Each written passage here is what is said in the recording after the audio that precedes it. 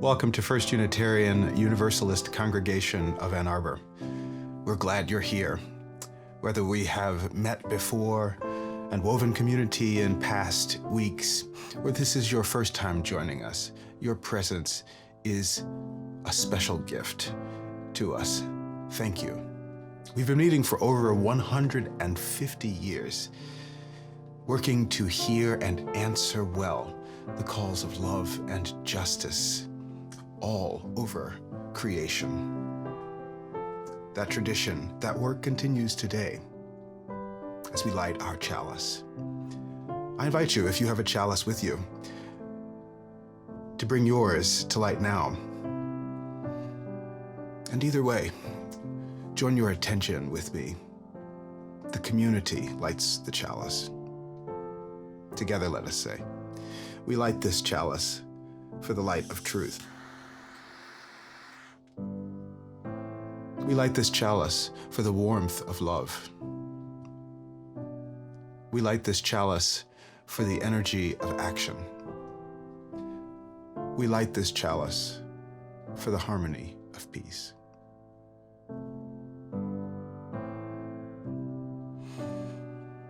We come together not on a set of common beliefs, but on an agreement of how we will be with one another. Beloved community is what we practice here. And it comes to us. It reminds itself to us in the form of our covenant, which we renew now. I hope you'll join me.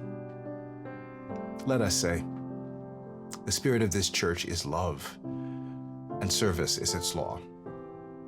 This is our covenant with each other, to dwell together in peace, to search for truth in love, and to help one another. Friends, our time today focuses the practice of deep listening well, and hearing all there is to hear around us. The wisdom, the fun, the guidance, the joy.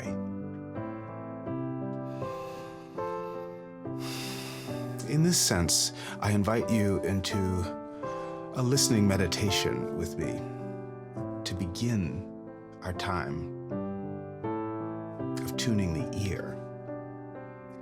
Theresa will play a single bell.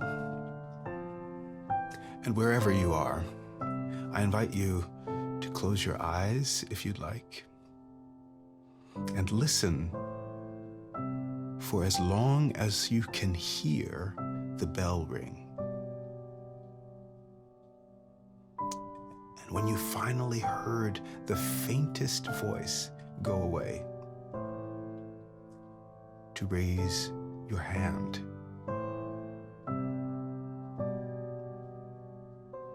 and lower it again.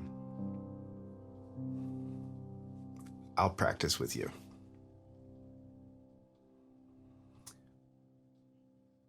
Here's the first chime.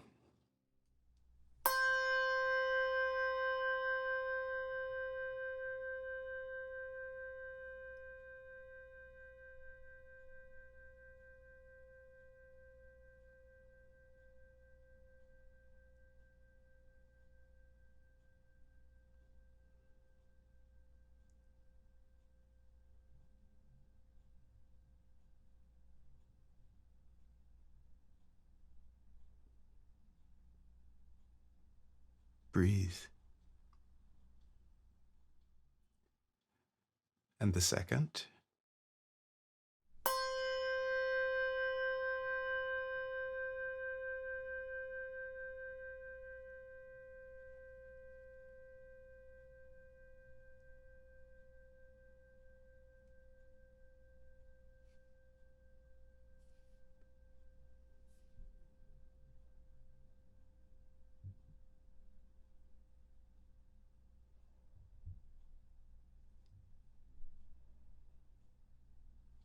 And the last.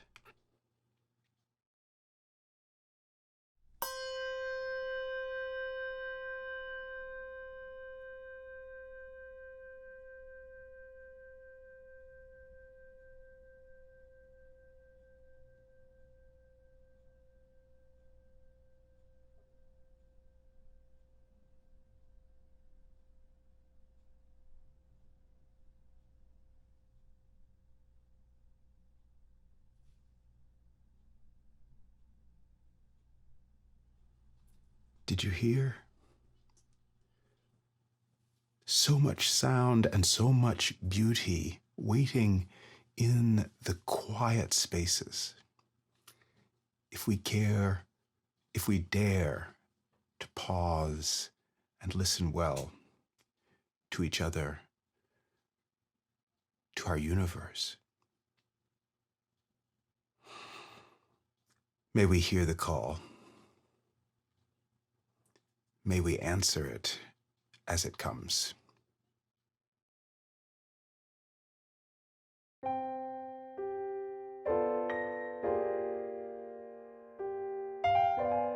If every woman in the world, if every man in the world, if every leader in the world, if every nation set a true course for freedom, there would be no more war. If every woman in the world had her mind set on freedom, if every woman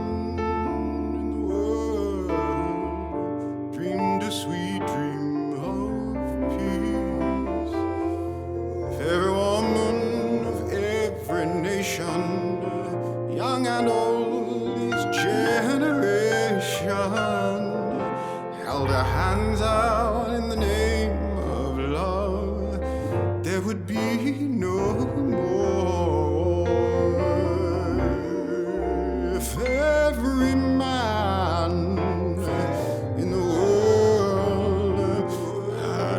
set on freedom, every brother stood with brother as a witness for peace.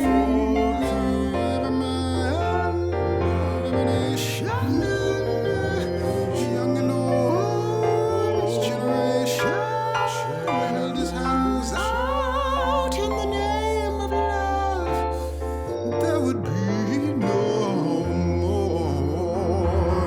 Sing with me, if every leader in the world shared a vision of freedom, if every leader in the world shared a sweet dream of peace, if every leader of every nation worked for justice and liberation, holding hands out in the name of love, there would be no more war.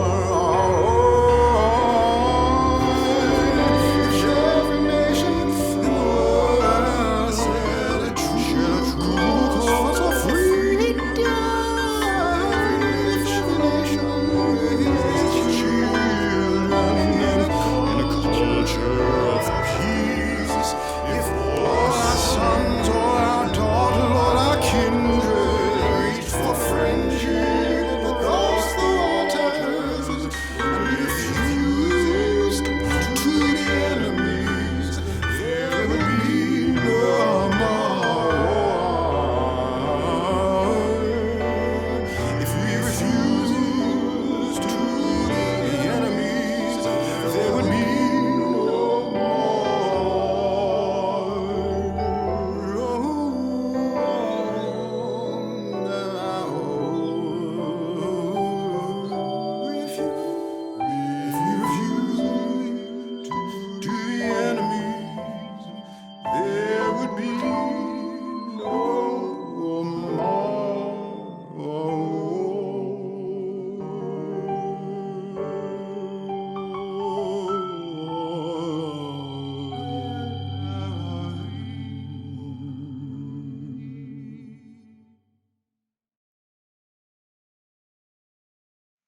Hello, friends. It's Kathy McLean talking to you from my yard.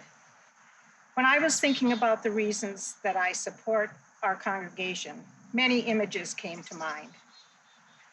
I've been a UU for nearly 40 years. We moved around often and experienced a variety of UU groups. When John and I came here over 12 years ago, we found this vibrant community, which immediately welcomed us. The way that you enthusiastically joined in the singing of your hymns was noticeably different than any other UU group we had encountered.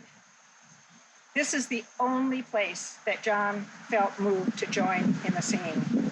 As he said, he couldn't carry a tune in a bucket. When John died 6 years ago, this community rallied around and supported me in many ways. About 5 years ago, I was inspired by several Sunday services to join the Challenging Racism group. It's one of our over 20 social action groups. This group had been active for many years and had led many educational discussions based on books, videos, to help us understand the deep roots of racism in our society. The ultimate goal of the learning is to spur us to action in the wider community.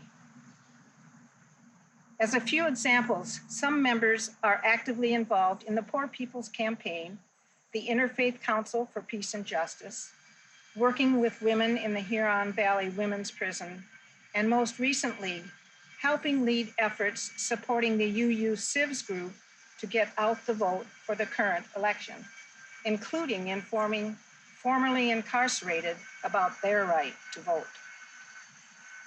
I am currently chairing the Challenging Racism group, and I am pleased that our visioning process over the last year has brought forward anti-racism as a focus for the coming years.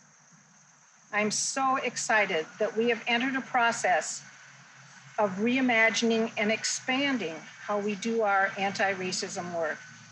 And I hope you will join us as we build a new racial justice arc that will work to provide numerous layers of how to get engaged. Please join me in supporting this beloved to me community with a pledge if you can. And I invite you to pitch in your time and effort to make our vision come to life. I look forward to eventually being able to see your smiling faces in person in our building and exchanging many, many hugs. Be well and stay safe. Sofia Valdez, Future Prez, by Andrea Beatty, illustrated by David Roberts.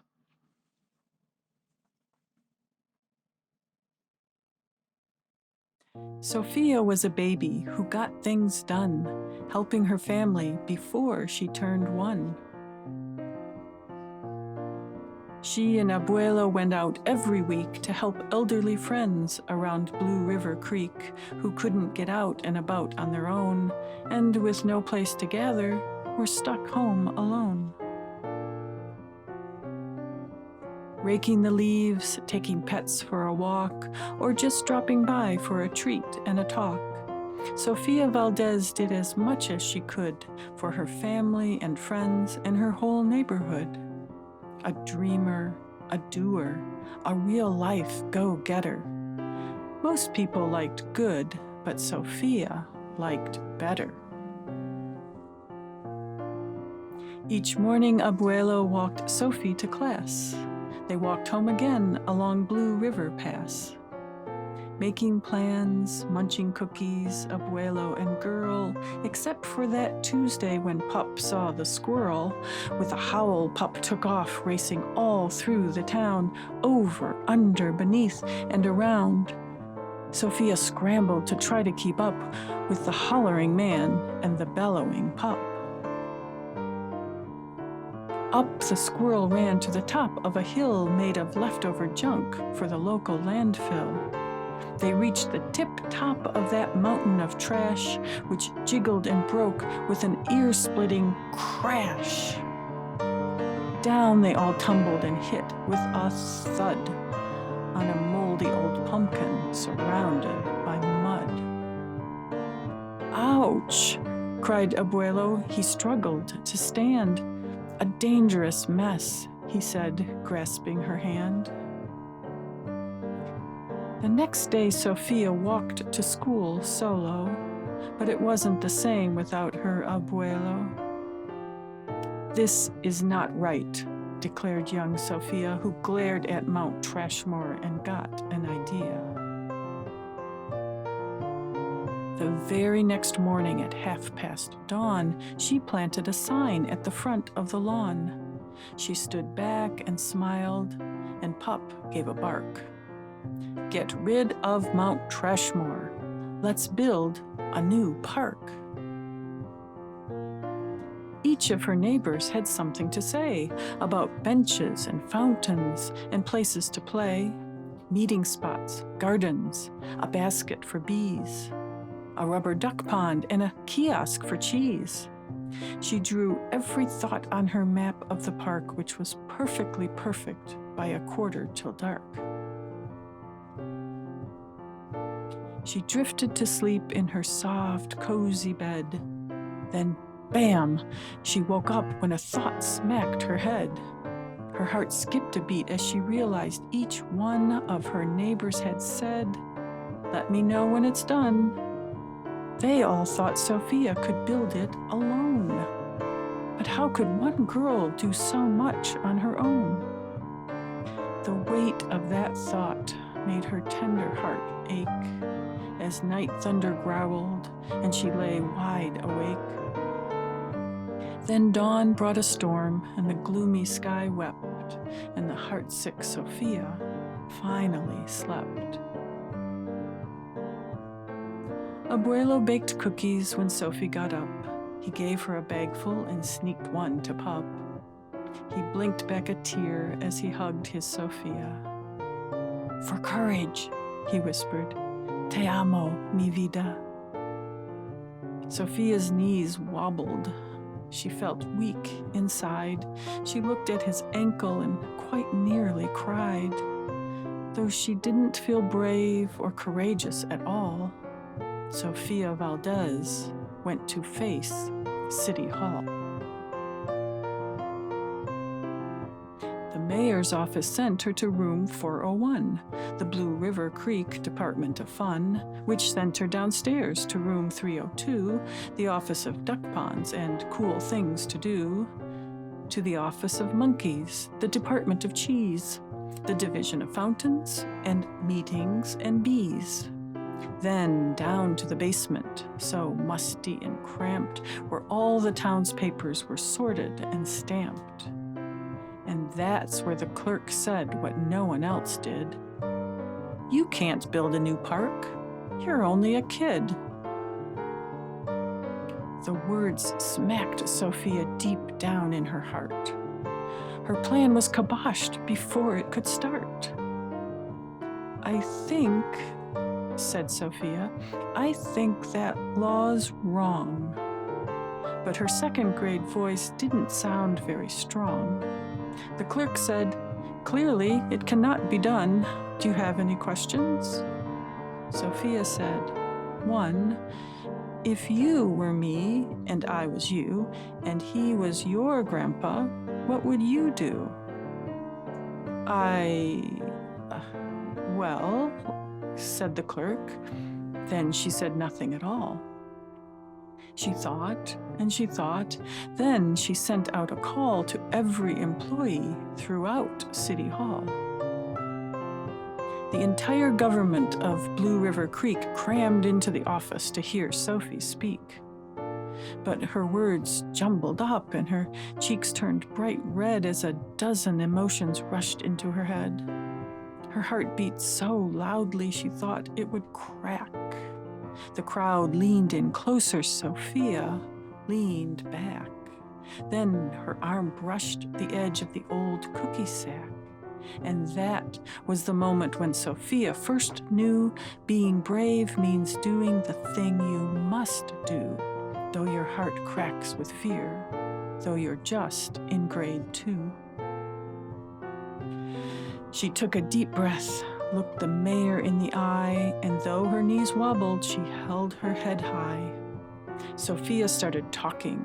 She spelled out her plan and why it all mattered and how it began, and once she got rolling, she had lots to say about meeting spots, monkeys, and places to play. and other ideas for things they could do to help the town elders and other folks too. She had thoughts on the library, thoughts on the zoo, and perhaps a way to combine the two. And, "All right," cried the mayor. "Go start a petition. If the town wants a new park, we'll form a commission." And so young Sofia got right to work with some help from her family and pup and the clerk. Then others joined in. Not all, but a few, like Miss Lila Greer and the kids in grade 2. There were hearings and surveys and taxes to figure, then bulldozers, cranes, and a blue, bigger digger. They all built that park. That's how it got done, with the hard work of, by, and for everyone. But it began with the dream of one person, just one, who laced up her shoes and then led the way to help Blue River Creek get a new place to play. Now, every evening till long after dark, the town comes together at Citizens Park. They all hold this truth to be self-evident, that Sofia Valdez could grow up to be president. Until then, Sofia, that real-life go-getter, helps Blue River Creek get better and better.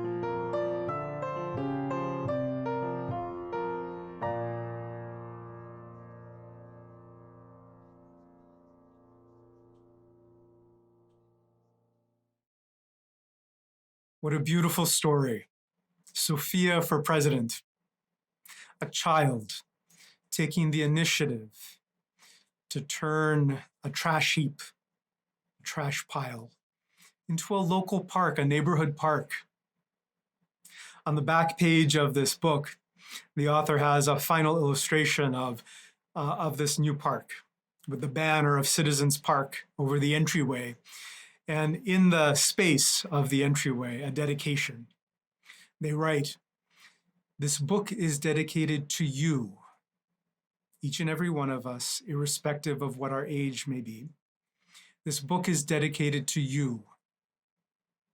You are braver than you know, and mightier than you may ever imagine. Be bold." What a beautiful message.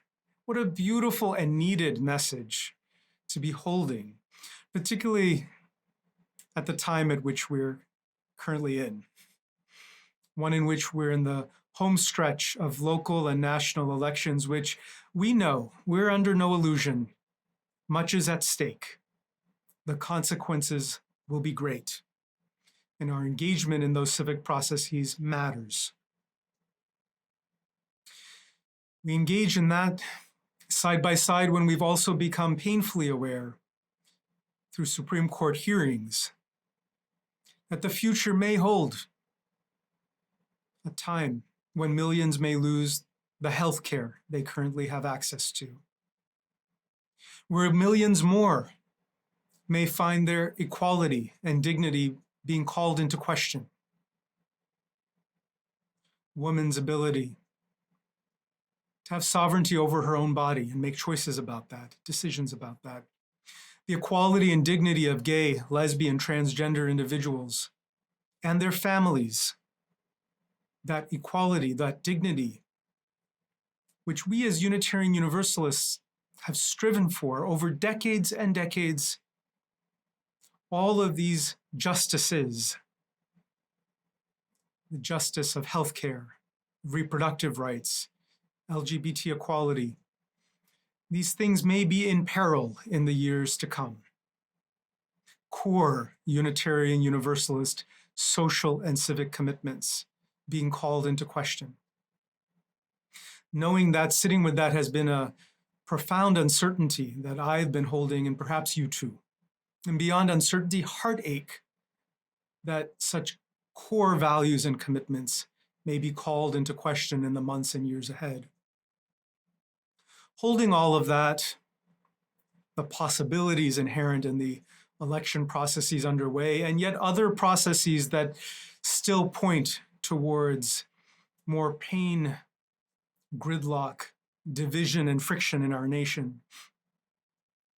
I found myself in the prior week to 10 days searching for voices that have held some wisdom around our democracy, our democratic processes, and how we have engaged in them, what they mean to us as a people.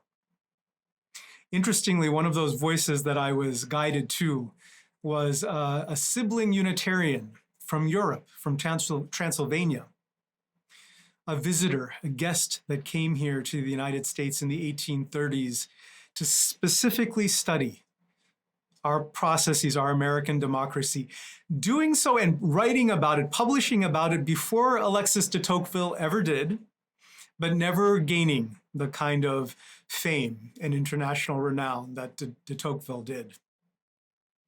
This individual, Alexander Bologna Farkas, came to the United States and in 1831 had the chance to observe firsthand who we are as a people.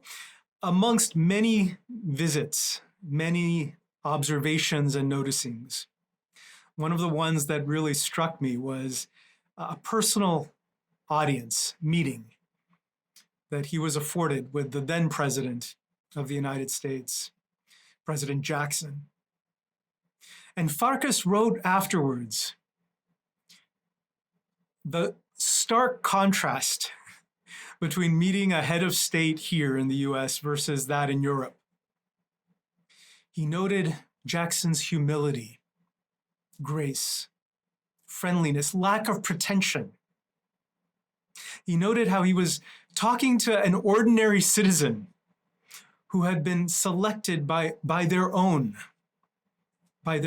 countrymen and women, at that point in time, men, to represent them.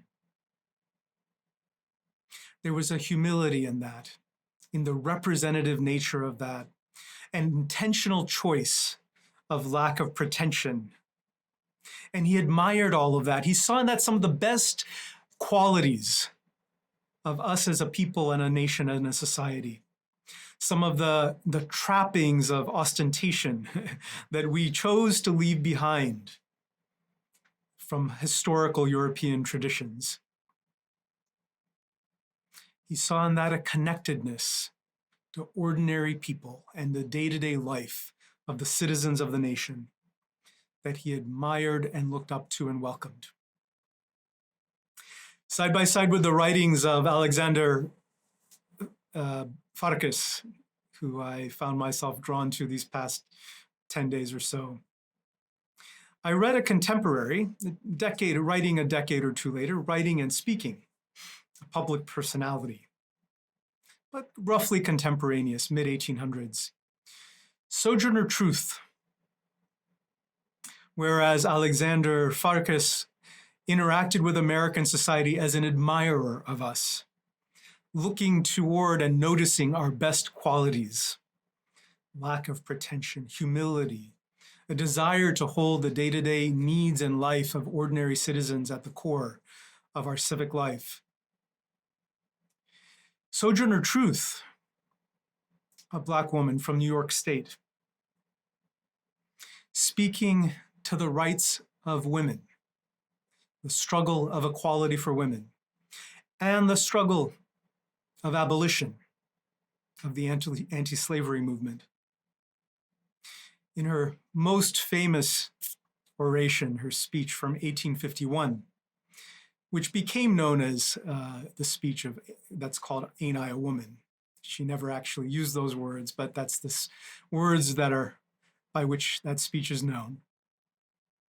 She went to talk from a very down-to-earth perspective, speaking about the ways in which men and women were viewed different at that point in time.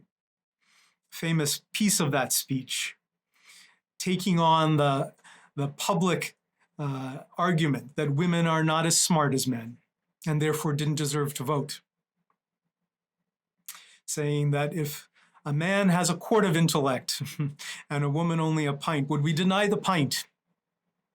And if it's only a pint, what is there to be afraid of in giving women equality and dignity? taking on the false arguments of the day and saying, even if those false arguments are fully true, if we fully believe in them, then there's nothing to fear. Why not accord women full equality and dignity?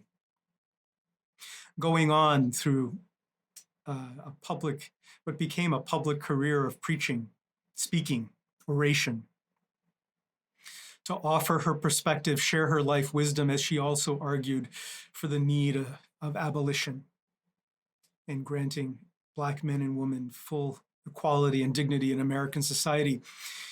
Doing so also in our home state of Michigan, where she spoke in 1856 at Battle Creek, Michigan. In fact, the first monument honoring Sojourner Truth is in Battle Creek in our state. Sojourner Truth, seeing the best possibilities of America, our commitment to the value of equality and dignity, of a possibility of living our best lives for each and every one of us, and yet seeing us falling short and reminding us, calling us to our best potential.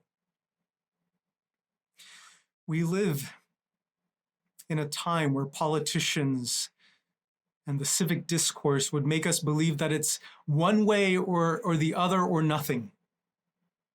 That our country and our land is the land of all the people who've gotten everything right. Farkas's rosy tinted glasses of coming here as an admirer and seeing only the best qualities of who we are.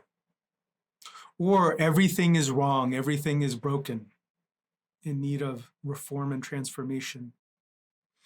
These false dualities portrayed in our civic life, not helping us any,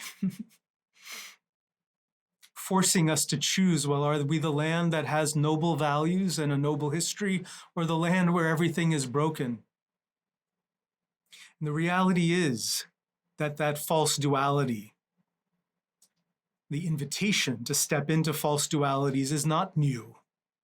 It is decades, if not centuries old.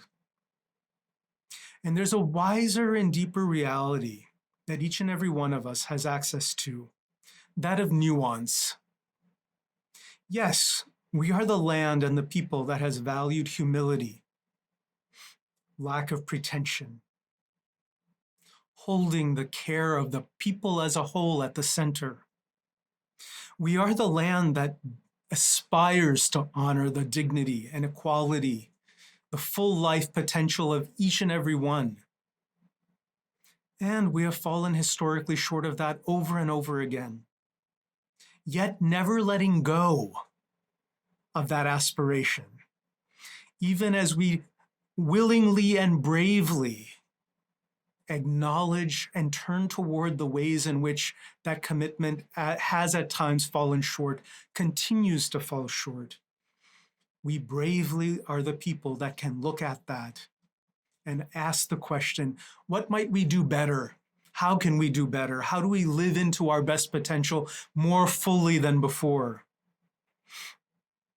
This is the wisdom that I've personally arrived at, holding the writings of Farkas and Sojourner Truth closely and tenderly over the past week or so.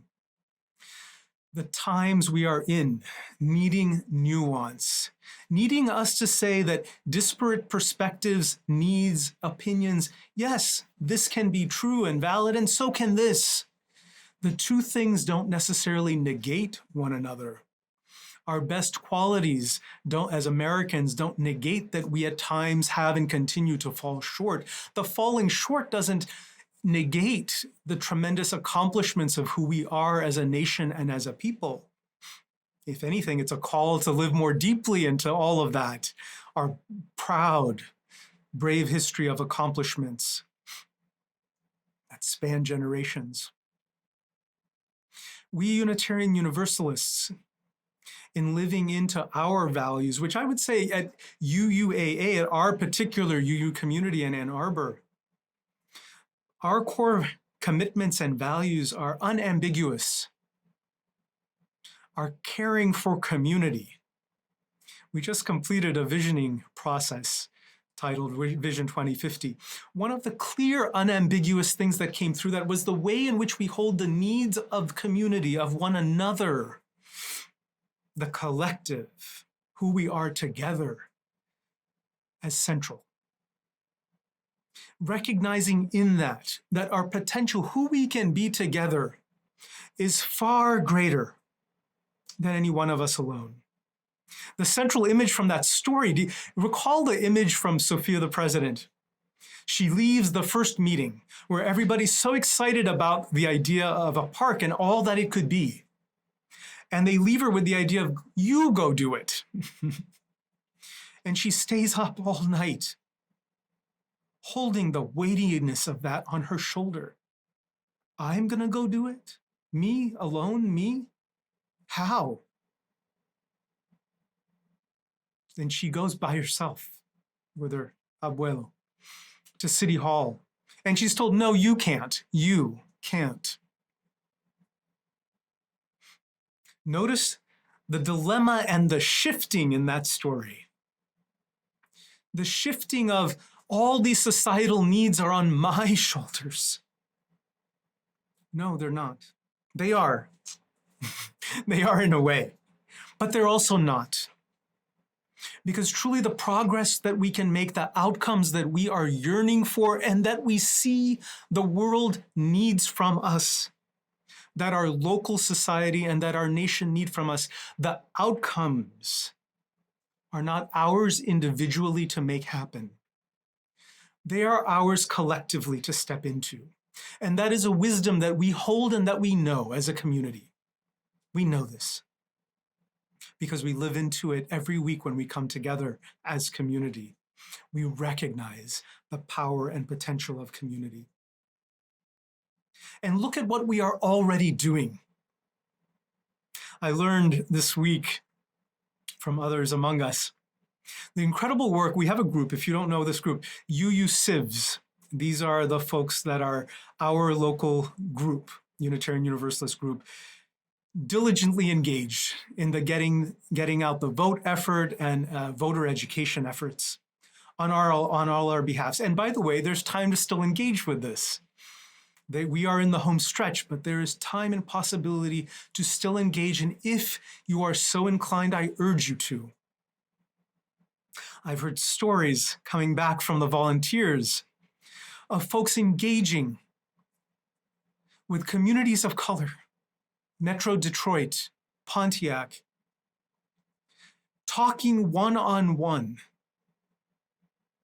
with directly impacted communities, communities that have the most that they might feel the brunt of on the other side of whatever outcomes occur in the upcoming weeks. And saying to people, hey, you can vote.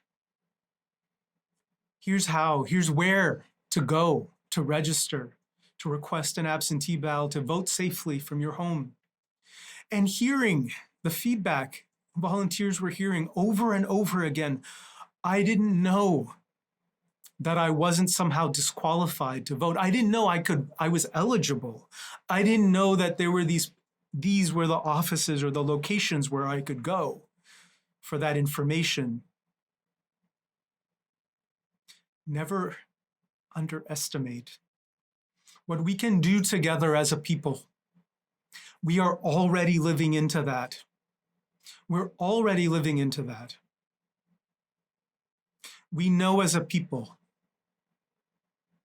that honesty matters. We know as a people that we Unitarian Universalists are committed to the coherence of science and ethics and belief. We see no contradiction between any of those things. We know that valuing the health of others is just as important as valuing our own. We know that character matters. The character of our leaders, their kindness, their humility, their decency, their ability to hold all of the people in their heart, not some, all of the people. We know that these qualities matter in our leaders. These are the qualities, the values that UU volunteers throughout the country, through our UU the Vote campaign, which we heard about last week, are fully engaged in, bringing alive through their efforts to engage others, encouraging others to exercise their democratic rights. We do so from a spiritual perspective, knowing that not one of us alone controls the outcome. But together communally, we are powerful. We are impactful. And even so, irrespective of whatever outcome may emerge, because again, our communal efforts combine, mesh, flow into those of many other communities, many other people across our land who are working likewise. Whatever the outcome may be, come November, it will have mattered that we stood up, talked about, spoke to our children, our grandchildren, our friends, and our families, that we held in our hearts dear values such as the value of science and ethics, the value of honesty, the value of kindness and compassion, the value of community, the value of collective good. Talk to your children, grandchildren about these values, those you are connected to in community, your neighbors, your friends, spouses, family members, others. These values matter, irrespective of the outcomes, which we know we cannot singularly or even as one people, one subgroup in the nation, we can't control the outcome. But we can repeatedly, over and over again, demonstrate through our love, through our actions, through our deeds, our words, that we are the people who stand for goodness, decency, the rights of all, the dignity of all. These are worth fighting for, speaking about, voting for. My friends, if ever there was a time to do a values test for each and every race that you may consider on a ballot, this is that time to know up and down, hey, how are my values brought alive through my exercising my democratic right to vote? Do that research. Know that there are those in our community who are doing likewise. And if you're not sure about something, about how to vote, how your values are brought alive through your voting, we are well resourced. There are many people who can support you and help you in that. Most importantly, know that our collective commitment to who we are as a people matters. Now is the time. We're in the final stretch. And in the words of our author from Sofia the President, you are braver than you know, and mightier than you may ever imagine. Don't let anyone or any set of public events call that into question. No one's words or actions take away your dignity and your ability to fully exercise your decision-making. Be bold. We are the people of bravery and boldness. We Unitarian Universalists are rebels. We pride ourselves on that. Go do what rebels do. We take action on our beliefs and commitments. I love you all. Be well.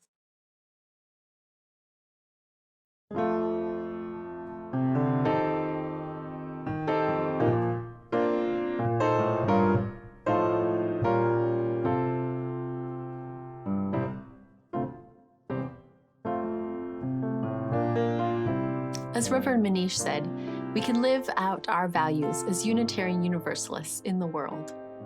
We can do that by voting, by speaking up, caring for one another, working for justice, and of course, by giving generously. That's why each month we partner with a local organization that is bringing our values alive in the wider community, and we offer our financial support through the Share the Collection program. This month's recipient is especially meaningful to me as the parent of a child with special needs. I've been so grateful to live in one of the best places in the country for special needs education, and the county and the school districts have offered so much support. But I also worried for a long time about what will happen when my son graduates, and so many of those services and supports disappear. But then I learned about the Liberty Club, which is a community center-based program that promotes continuous learning and socialization for adults with disabilities across the county.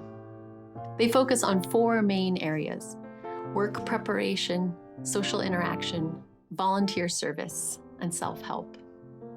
I can't tell you what it means to know that this resource is available to my son in our community.